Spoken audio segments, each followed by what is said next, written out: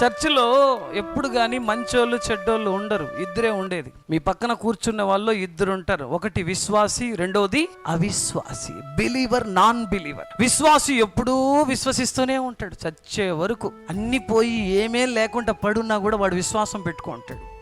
ఈ అవిశ్వాసి ఉన్నాడు చూడు, వాడికి అన్నీ ఉన్నా కూడా అవిశ్వాసంలో బతుకుతూ ఉంటాడు. వాడు అవిశ్వాసి. కష్టాలు వచ్చినా వీడు విశ్వాసి. వాడు ఎవరంటే ఎందుకు నమ్ముతున్నావు అని అడుగుతారు. ఇంకా ఏంద్రా నమ్మకం, రే నేను విశ్వాసిరా, విశ్వాసంతోనే ఉంటాను. ఇంతొచ్చి కూడా దేవుణ్ణి నమ్మవా? నేను అవిశ్వాసిరా, నేను అవిశ్వాసంగానే.